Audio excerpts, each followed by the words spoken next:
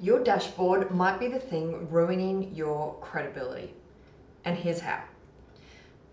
Dashboards were sold to us as this really great empowerment tool. We could give people access to the data and let them explore it, and then they'd be able to make their own conclusions.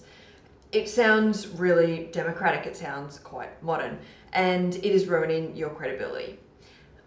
How you position yourself is so much more important than your dashboard, but I see people get this backwards all the time.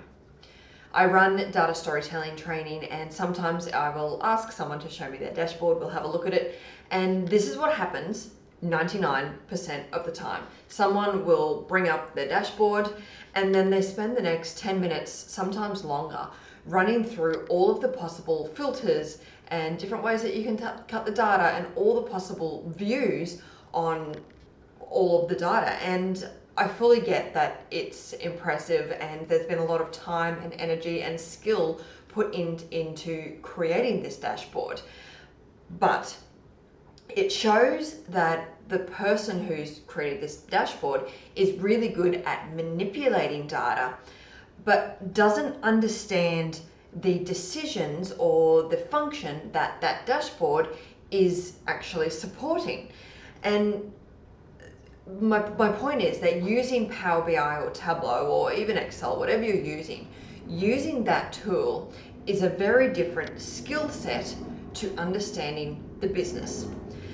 When you are presenting a dashboard, especially to an executive, you need to show them much more than here is the data.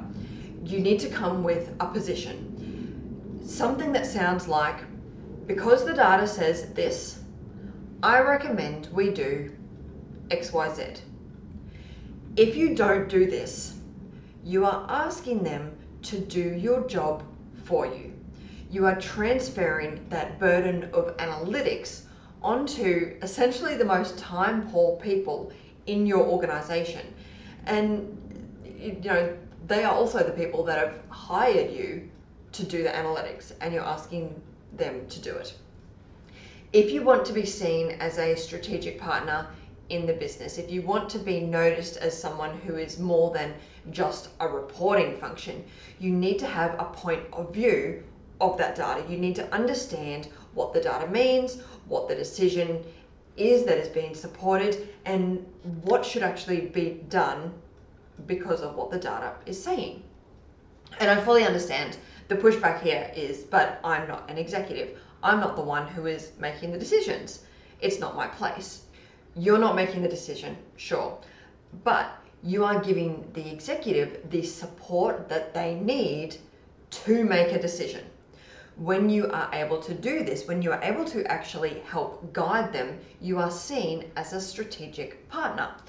When you present a dashboard without a point of view, when you don't have a position on it, then you are asking, as I said, the most time-constrained people to do the work that you were hired to do. Every filter that you demonstrate, every cut of data, every different possible view is 10 seconds of their attention that you're spending on your capability rather than clarity. You need to show up with answers. You need to come with the sentence, based on the data, I recommend we do XYZ. One sentence, a very clear position, and ownership of that insight rather than just information. It will change how you are seen in the room. If you would like to follow me, I post every week about data storytelling.